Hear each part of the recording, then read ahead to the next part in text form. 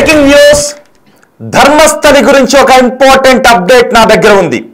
ఆ important update ని ఇప్పుడు నేను మీకు చెప్పబోతున్నాను. గత నెలంతా ధర్మస్థలి పెద్ద ఎత్తున వివాదాల్లో చిక్కుకుంది. ఒక వ్యక్తి పారిశుద్ధ్య కార్మికుడు అక్కడికి వచ్చి వందల శవాలను నేను పాతి పెట్టాను అని చెప్పడంతో మొత్తం దేశమంతా కూడా అవాక్కైంది, కంగుతింది. అదిగో ఆ నల్లటి ముసుగులో ఉన్న వ్యక్తే ఆ పారిశుద్ధ్య కార్మికుడు. నేనే వందల శవాలను ఇక్కడ పాతి పెట్టాను అన్నాడు. కోర్టుకు వెళ్ళాడు, పోలీసుల దగ్గరికి వెళ్ళాడు. కోర్టు ఆదేశాలతో తవ్వకాలు చేపట్టారు. ఏకంగా కొన్ని సైట్లు 13 వరకు ముందు సైట్లను గుర్తించారు. ఆ తర్వాత మళ్ళీ 16 వరకు సైట్లను మార్కింగ్ చేశారు. వాటన్నిటినీ తవ్వితే గుట్టలు గుట్టలుగా శవాలు బయటపడతాయేమో అని మొత్తం దేశమంతా అనుకుంది. మొత్తం దేశవ్యాప్తంగా పెద్ద ఎత్తున చర్చ జరిగింది. నిజంగానే అక్కడ వందల మందిని చంపి పాతి పెట్టేశారేమోనని. కానీ ఎక్కడ ఎటువంటి ఎముకల ఆనవాళ్లు, శవాలకు సంబంధించిన ఆనవాళ్లు దొరకకపోవడంతో అసలు చిన్నయ్య చెప్తున్న, ఆ వ్యక్తి పేరు చిన్నయ్య. చిన్నయ్య చెబుతున్నది నిజమా లేక ధర్మస్థలి ప్రతిష్టను మంటగలపటానికి చేస్తున్నటువంటి డ్రామానా అని అనుకున్నారు. బిగ్ టీవీ కూడా అటువంటి డౌట్స్ ని వెల్లడించింది. బిగ్ టీవీ కూడా అసలు చిన్నయ్య చెబుతున్నది నిజమా లేక ధర్మస్థలి ప్రతిష్టను మంటగలపడానికి అతను అబద్ధం ఆడుతున్నాడా, మీకేమనిపిస్తోందని పబ్లిక్ ను కూడా అడిగాం. మీలో చాలా మంది, కొంతమంది అవును అక్కడ నిజంగానే శవాన్ని పాతిపెట్టి ఉంటారు అనే అభిప్రాయాన్ని వ్యక్తం చేశారు. లేదు ఇది ధర్మస్థలి ప్రతిష్టను మంటగలిపే ప్రయత్నమే అని మీలో చాలా మంది అభిప్రాయాన్ని కూడా వ్యక్తం చేశారు. ప్రజల్లోనే ఇటువంటి అభిప్రాయం ఉండటంతో వాస్తవాలు ఏంటి తెలుసుకోవాలి అని బిగ్ టీవీ టీం కూడా అక్కడికి వెళ్ళింది. అక్కడ నుంచి రిపోర్టింగ్ కూడా చేశాం, వివరాలను అందించాం. పోలీసులు కూడా చాలా ఆసక్తిగా అక్కడ తవ్వకాలు జరిపారు. వాస్తవాలు ఏంటో బయట పెట్టాలి అని మొత్తం దేశం అంతా గమనించింది. ప్రతి చోట ఇదిగో ఈరోజు 9 దగ్గర తవ్వుతున్నారంట అనేసరికి అక్కడ ఏం బయటపడతాయోనని. కానీ ఎక్కడ ఏమీ బయట పడకపోయేసరికి నిజంగానే మనం ముందుగా అనుకున్నట్టుగానే, మీరందరూ వెల్లడించినట్టుగానే, డౌట్స్ వెల్లడించినట్టుగానే ఇది ధర్మస్థలిని అప్రతిష్ట పాలు చేయడానికి ఆ పారిశుద్ధ్య కార్మికుడు అబద్ధాలు చెబుతున్నాడేమని మీరు ఎటువంటి డౌట్స్ వ్యక్తం చేశారో మేము కూడా అటువంటి డౌట్స్ వ్యక్తం చేశాం. ఆ తర్వాత అదే నిజమైంది. ఆ చిన్నయ్య అనే వ్యక్తి అబద్ధాలు చెబుతున్నాడు అని గ్రహించి పోలీసులు అతన్ని మళ్ళీ అరెస్ట్ చేశారు. అతన్ని అరెస్ట్ చేసి కటకటాలు వెనక్కి నెట్టారు. ఇప్పుడు ఆ చిన్నయ్య బాగోతాన్ని ఇప్పుడు నేను మీకు చెప్పబోతున్నాను. ఆ చిన్నయ్య ఎలాంటి వాడో తెలుసా? ఆ పారిశుద్ధ్య కార్మికుడు ఎలాంటి వాడో తెలుసా? 3 పెళ్లిళ్ళు చేసుకున్నాడంట. అంతేకాదు శవాలపై ఉన్న డబ్బులు ఏరుకునేవాడంట. కొన్ని అనాథ శవాలు దొరికితే వాటిపై ఉన్న బంగారాన్ని కాజేసేవాడట. ఈ విషయం ఎవరో చెప్పలేదు, ఆ చిన్నయ్య భార్య చెప్పింది. చిన్నయ్య 3 పెళ్లిళ్ళు చేసుకున్నాడంట. కోర్టులో కూడా ఆమెకు విడాకుల సమయంలో అసత్యాలు చెప్పాడంట. కోర్టులోనే అబద్ధాలు చెప్పాడంట. చిన్నయ్య ప్రతి మాట అబద్ధమే చెబుతూ ఉంటాడంట. డబ్బుల కోసం ఎలాంటి నీచానికైనా దిగజారుతాడంట. చిన్నయ్య డబ్బుల కోసం అబద్ధాలు చెప్తాడంట. ఇప్పుడు అతని భార్య ఈ విషయాన్ని మీడియా ముందుకు వచ్చి విషయాన్ని చెప్పడంతో చిన్నయ్యతో ఈ విషయాన్ని ఎవరు చెప్పించారని, చిన్నయ్యతో ధర్మస్థలిలో వందల శవాల్ని పాతిపెట్టాను అని ఎవరు చెప్పించారు, ఆ డ్రామా వెనుక ఉన్నది ఎవరు అనే వివరాలు తెలుసుకోవడానికి కూడా ఇప్పుడు పోలీసులు ప్రయత్నాలు చేస్తున్నారు. అదిగో చూడండి ఒకసారి. ఆ రోజు తవ్వకాలు జరిపినప్పుడు వందలాది మంది పోలీసులు అక్కడికి వచ్చారు. భారీ భద్రతా ఏర్పాట్లు చేశారు. ప్రొక్లైనర్స్ తీసుకొచ్చారు, జిపిఆర్ టెక్నాలజీని తీసుకొచ్చారు. భూమి అడుగు పొరల్లో ఏవైనా ఎముకల ఆనవాళ్లు ఉన్నాయేమోనని పరీక్షలు కూడా జరిపారు. కానీ ఏమీ బయటపడలేదు. తేలింది ఏంటి అంటే అతను చెబుతున్నవన్నీ అవాస్తవాలు అని. అతను ఎంత దుర్మార్గుడు అనే విషయం గురించి అతని భార్య కూడా చెప్పింది. ధర్మస్థలి కేసులో ఇది ఒక బిగ్ ట్విస్ట్. నా దగ్గర ఉన్న పాయింట్స్ నేను మీకు చెప్పబోతున్నాను. చిన్నయ్యపై మాజీ భార్య స్థానికులు ఇప్పుడు సంచలన వ్యాఖ్యలు చేస్తున్నారు. చిన్నయ్య పెద్ద దొంగ అని చెబుతూ ఉన్నారు. ఆ నల్లటి ముసుగులో పోలీసులను, కోర్టును, సమాజాన్ని, మీడియాను తప్పుదారి పట్టించినటువంటి ఆ చిన్నయ్య అబద్ధాల కోరు అని చెబుతూ ఉన్నారు. ఆ రోజు మనం అనుకున్నాం, ప్రజలు మీరు కూడా కొన్ని డౌట్స్ వెల్లడించారు. కొంతమంది ఏమో ధర్మస్థలిని అప్రతిష్ట పాలు చేయడానికి చేస్తున్నటువంటి నాటకం అని కొంతమంది అన్నారు. లేదు ఇందులో నిజం ఉంది, వాస్తవాలు ఉన్నాయని మరికొంతమంది అన్నారు. సో వాస్తవాలు ఏంటో పోలీసులే తేల్చాలి. కానీ కొన్ని అనుమానాలను మనం కూడా వ్యక్తం చేస్తూ ఉంటాం కదా. లేదు అతను చెబుతున్న దాంట్లో ఎక్కడో డౌట్ వస్తోందని మనం కూడా చాలా డౌట్స్ ని వెల్లడిస్తూ ఉంటుంటాం కదా. ఆ డౌట్స్ ని వెల్లడించిన చాలా మంది అలాంటి అనుమానాలను వ్యక్తం చేశారు. ఇప్పుడు ఈ చిన్నయ్య అబద్ధాల కోరు అని చెబుతూ ఉన్నారు. చిన్నయ్య నిత్య పెళ్లి కొడుకని కూడా చెబుతున్నారు. చిన్నయ్య నిత్య పెళ్లి కొడుకొని ఈ భార్య చెబుతూ ఉంది. శవాలపై బంగారాన్ని దొంగిలిస్తూ గతంలో పోలీసులకు కూడా దొరికారు అని చెబుతూ ఉన్నారు. ఇక ఒక కమెంట్ చేశారు. ఈ రవి కొక్కొండ సో నేను అతని కమెంట్కి నేను బదులు చెప్పాలనుకుంటూ ఉన్నాను. ఎస్, మనం చెప్పింది ఫేక్ న్యూస్ను స్ప్రెడ్ చేయటం కాదు, అతను ఫేక్ న్యూస్ను స్ప్రెడ్ చేశాడు. మనం పోల్ పెట్టాం, మీరు నమ్ముతున్నారా అని అడిగితే ఏకంగా 90% మంది అతను చెప్తున్న దాంట్లో వాస్తవాలు ఉన్నాయి, పాతి పెట్టేశారు అని మీరే కమెంట్ చేశారు. మిస్టర్ రవి కొక్కొండ, మీలాంటి వాళ్ళే కమెంట్ చేశారు. లేదు అని అడిగితే మీడియా శవాలను పాతిపెట్టిన వ్యక్తి చెబుతున్న దాంట్లో వాస్తవాలు లేవు అని అంటున్నారు అంటూ మీరే కమెంట్ చేశారు. మళ్ళీ మీరే స్ప్రెడ్ చేశారు అని అంటారు. సో ఒకవేళ అక్కడ అతను చెబుతున్న దాంట్లో నిజంగా పోలీసులు తవ్వకాలు జరపకపోతే, ఒక వ్యక్తి వచ్చి శవాలను పాతిపెట్టానంటే పోలీసులు తవ్వట్లేదు, మీడియా పట్టించుకోవట్లేదు అని అంటారు ఈ రవి కొక్కొండ లాంటి వాళ్ళు. మళ్ళీ ఇప్పుడు వచ్చి మీరు స్ప్రెడ్ చేశారు అంటారు. మహా అయితే ఏం చేస్తాం, ఒక వ్యక్తి చెప్పిన దాంట్లో వేగ్గా కొట్టిపారేసేయలేం కదా. ఒకవేళ అతను నిజం చెప్తున్నాడు, అవాస్తవాలు చెప్తున్నాడు, ఎప్పుడు తెలుస్తుంది? విచారణ జరిపి వాస్తవాలు బయటికి తీస్తేనే తెలుస్తుంది. ఇప్పుడు విచారణ జరిపి వాస్తవాలు బయటికి తీశారు, అక్కడేమీ లేదు అని అతన్ని అరెస్ట్ చేశారు. ఒకవేళ అలా జరగకపోతే మీరే అన్నారు, అవును ఒక మహిళను వ్యవస్థను చేసి అక్కడ పడేస్తే వాళ్ళ అమ్మ ఇప్పటికీ పోరాటం చేస్తుంది, మీడియా పట్టించుకోవడం లేదు, పోలీసులు పట్టించుకోవడం లేదు అని అంటాం. మీడియా ఏం చేస్తుంది అంటే అక్కడికి వెళ్ళి అవసరమైతే 1కి 10 సార్లు క్వశ్చన్ చేయగలుగుతుంది. ఏదైనా ఒక వ్యక్తి ఆరోపణలు చేసినప్పుడు 1కి 10 సార్లు క్వశ్చన్ చేస్తుంది. ఆ 10 సార్లు క్వశ్చన్ చేయటం వల్ల చాలా మందికి నచ్చదు, 10 సార్లు క్వశ్చన్ చేశారు అని. కానీ మీరేం చేయాలి అంటే అనవసరమైన దౌర్భాగ్యమైన క్రైమ్ థ్రిల్లర్స్ నెట్లో ఉంటాయి కదా, వాటిని 10 సార్లు చూడటం మానేయండి. బహుశా నేను ఈ కమెంట్స్ చేస్తానని నన్ను చాలా మంది ఇప్పుడు తిట్టడానికి వస్తారు, తిట్టినా నేను పడతాను. మీడియా 10 సార్లు చూపించడం వల్ల నష్టమేమీ లేదు, 11వ సారైనా వాస్తవం ఏంటో బయటకు వస్తుంది. కానీ మీరు అనవసరమైన క్రైమ్ థ్రిల్లర్స్, నేను ఇప్పుడు చూపించిన ఒక క్రైమ్ థ్రిల్లర్నో, ఒక అసభ్యకరమైనటువంటి విప్పుకుని తిరిగే దృశ్యాలను లక్షల మంది లైకులు చేస్తుంటారు, మీరు కాదా? నిన్న ఒక వ్యక్తి అలాంటి క్రైమ్ సీరియల్స్ చూసి, అలాంటి అసభ్యకర సినిమాలు దృశ్యాలు చూసి కదా సహస్రను చంపేసింది, పెడదారు పడుతున్నది. మీరందరూ అలాంటి వాటికి లైక్ చేయండి. నేను అదే చెప్తుంటా, మళ్ళీ చెప్తున్నాను, 1కి బహుశా ఏది వాస్తవమో ఏది అవాస్తవమో తెలుసుకోవడానికి 1కి 10 సార్లు చూపిస్తుంది మీడియా, నిజమే. 1కి 10 సార్లు క్వశ్చన్ చేస్తుంది మీడియా, నిజమే. కానీ వాస్తవం ఏంటో తెలుసుకోవటానికి ఫస్ట్ ఆరోపణలు చేసింది మీడియాను చూపిస్తుంది, అనుమానాల్ని మీడియా వ్యక్తం చేస్తుంది, వాస్తవమో అవాస్తవమో కూడా మీడియానే తెలియజేస్తుంది. సో ప్రజల్లో చాలామంది ఏం చేస్తుంటుంటారంటే ఏ రకమైన అభిప్రాయాన్ని అయినా వ్యక్తం చేసే జనం ఉంటారు. కాబట్టి కొంతమంది అవును ఇందులో ఒక వ్యక్తి ఆరోపణలు చేస్తే మీడియా పట్టించుకోలేదు అని అంటారు, పట్టించుకుంటే ఇదిగో ఎక్కువ పట్టించుకుంది అంటారు. వాస్తవాలు తెలిసిన తర్వాత మీడియా ముందు అసత్యాలు ప్రచారం చేసింది అని అంటుంటారు. అవాస్తవాలు ప్రచారం చేయదు. ఒకవేళ మీడియా అవాస్తవాలు ప్రచారం చేసిందని అనుకుంటే మరి ఆదేశాలు ఇచ్చిన న్యాయస్థానాలు, అక్కడికి వెళ్ళి తవ్విన పోలీసులు ఇవన్నీ కూడా వాస్తవాలేనా?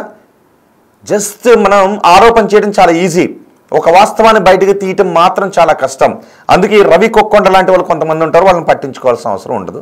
అఫ్కోర్స్ నేను ఆయన కమెంట్ చేశాను అని, ఆ కమెంట్ని కూడా కొంచెం మనం పార్లమెంటరీ లాంగ్వేజ్లో చేస్తే బాగుంటుంది. ఏ క్వశ్చన్ అయినా, మీరు అడిగే ఏ క్వశ్చన్ అయినా కూడా నేను మీతో పంచుకుంటూనే మాట్లాడాలనుకున్నాను. అందుకే నేను చేసే ప్రతి బులెటిన్ మీతో ఇంటరాక్ట్ అవుతూ చెప్పాలనుకుంటున్నాను. ఇప్పుడు నాకు తెలిసింది ఈ చిన్నయ్య ఎవరైతే ఉన్నారో అతను అవాస్తవాలే చెబుతాడు, అతను గజ దొంగ అని. అతను గజ దొంగ అంట.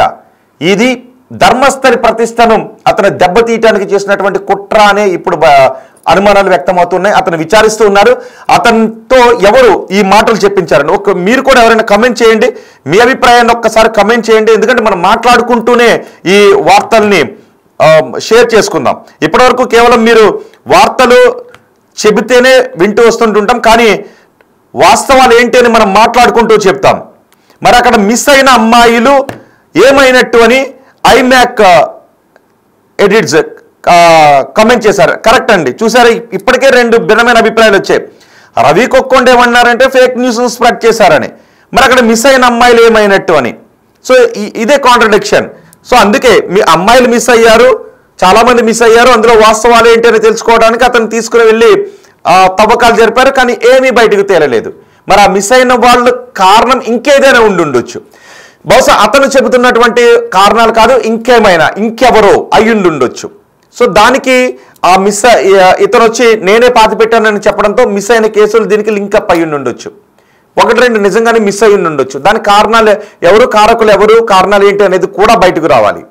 సో అందుకే ఇప్పుడు ఆ విజిల్ బ్లోయర్, ఆ నల్ల డ్రెస్లో ఉన్న విజిల్ బ్లోయర్ చెప్పినవన్నీ కూడా అవాస్తవాలు. ఇది ధర్మస్థలి ప్రతిష్టను దెబ్బతీయటానికి జరిగిన కుట్ర. అతను ఎవరో ప్రలోభాలకు లోబడి అతను చెప్పుండుంటాడు అనే అనుమానాలు వ్యక్తమవుతున్నాయి. ఈ కొన్ని డీటెయిల్స్, మరికొన్ని డీటెయిల్స్ నా దగ్గర ఉన్నాయి, వాటిని మీకు అందిస్తాను. ఆ చెన్నై నిత్య పెళ్లి కొడుకు అంట, నిత్య పెళ్లి కొడుకు అయిన వ్యక్తిని మీడియా ఎలా చూపించగలిగింది అని కూడా చాలా మంది అడగొచ్చు. నిత్య పెళ్లి కొడుకు అని ఈరోజు మాకు తెలిసింది, మరి అంతకుముందు పోలీసులకు కూడా తెలుస్తుంది కదా. అదే మా మీడియా మహా అయితే ఏం చేయగలుగుతుంది, అక్కడికి వెళ్తుంది, వాస్తవాలేంటో తెలుసుకోవడానికి ఒకటికి 10 సార్లు చూపిస్తుంది, ఒకటికి 10 సార్లు క్వశ్చన్ కూడా చేస్తుంది. సో ఎటువంటి అభిప్రాయాలు వ్యక్తం చేస్తున్నారనే విషయాన్ని బయటకు తీసి అనుమానాలను వ్యక్తం చేసి విశ్లేషించి వాస్తవాలను బయటకు చెప్పడానికి మీడియా ఉంటుంది తప్ప నెట్లో దొరికేటటువంటి చాలా దౌర్భాగ్యమైన కంటెంట్ని న్యూస్ మీడియా టెలికాస్ట్ చేయదు.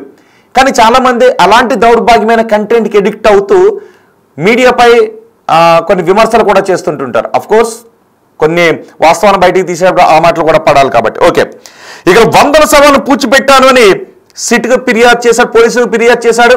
కర్ణాటక గవర్నమెంట్ ఏకంగా సిట్ని వేసింది, సిబిఐ ఎంక్వైరీ కూడా వేయాలి అని కొంతమంది అన్నారు.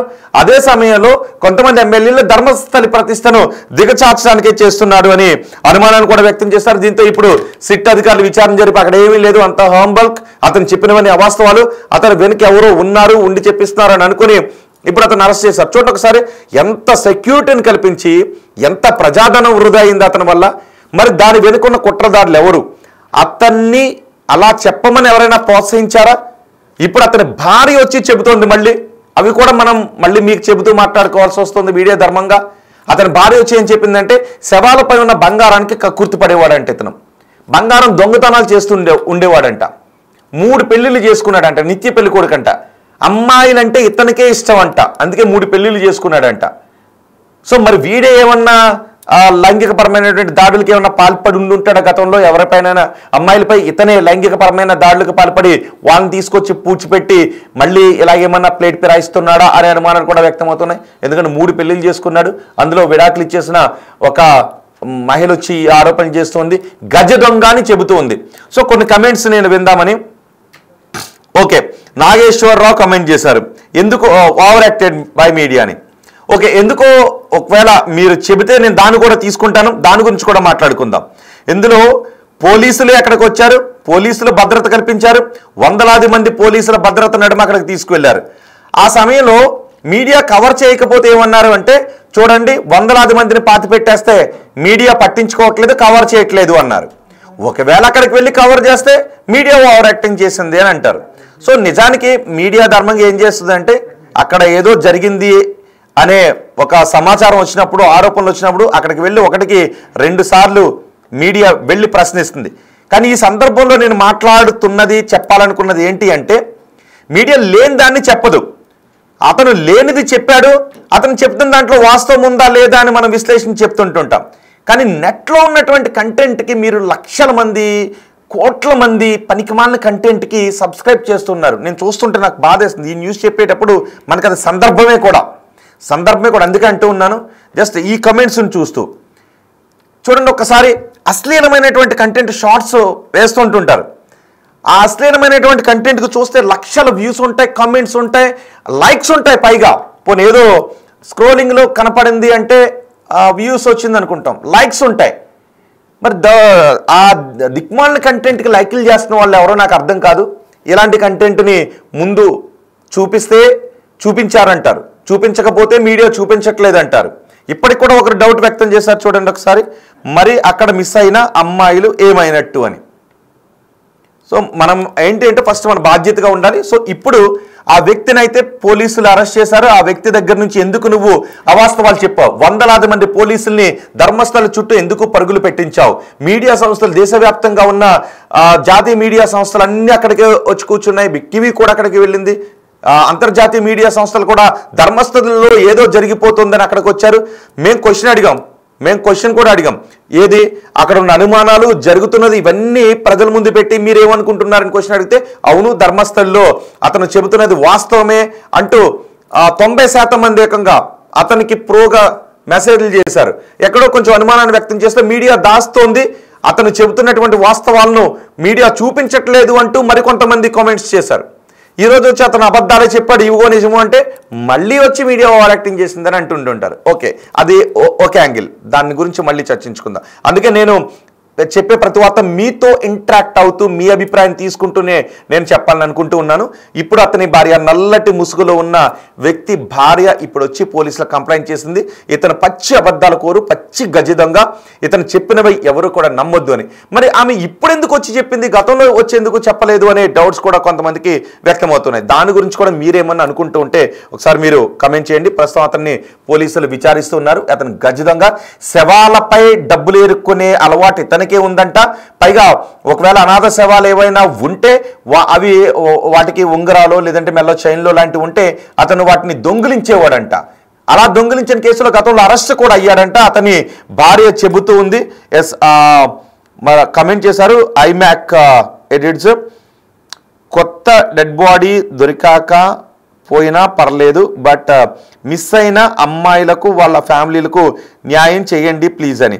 సో మిస్ అయిన కేసుల గురించి మరి పోలీసులు ఏం తేలుస్తారో, ఆ మిస్సింగ్ కేసులు ఎలాగే ఉండిపోతాయి అనేది పోలీసులు తేల్చాల్సిన అంశం. కానీ దీనికి ఆ మిస్ అయిన అమ్మాయిలకు ఈ ధర్మస్థలి కేసుకు సంబంధం లేదు అనే ఇప్పుడు అర్థమవుతుంది. ధర్మస్థలిని ప్రతిష్టను మంటగలపడానికి ఈ వ్యక్తి అబద్ధం ఆడాడు అని. మరి ఎవరి ప్రోద్బలంతో, ఎవరి ప్రోత్సాహంతో ఇతను అబద్ధం ఆడాడు అనేది సిట్ అధికారులు ఏమన్నా తేలుస్తారేమో చూడాలి. సో మీరేమనుకుంటున్నారు, మీ అభిప్రాయాన్ని కమెంట్ బాక్స్లో తెలియచేయండి. అంతేకాదు మేము ఒక పోల్ కూడా పెట్టాం. ఆ పోల్ గురించి కూడా నేను ఇప్పుడు మీకు చెప్పబోతున్నాను. కొంతమంది పోల్లో పాల్గొన్నారు. ఈ మొత్తం ఎపిసోడ్ వెనుక అసలు ఏం జరిగింది, చిన్నయ్యతో ఈ డ్రామా ఆడించారు. ఒక క్వశ్చన్, చిన్నయ్య యూటర్న్ వెనుక కుట్ర ఉంది. చిన్నయ్య యూటర్న్ వెనుక కుట్ర ఉంది. హిందూ మతంపై దాడికి కుట్ర, ఈ ప్రచారం వెనుక విదేశీ వస్తుంది. ఇలా చాలా డౌట్స్ వస్తున్నాయి. సో మీరు దేనికి ఓట్ చేస్తారో ఓట్ చేయండి. ఇందులో ఎక్కువ శాతం మంది చిన్నయ్య యూటర్న్ వెనుక కుట్ర ఉంది అని అంటున్నారు. చెన్నయ్య అప్పుడు చెప్పిందే నిజం, ఇప్పుడు యూటర్న్ వెనుక కుట్ర ఉందని కొంతమంది అంటూ ఉన్నారు.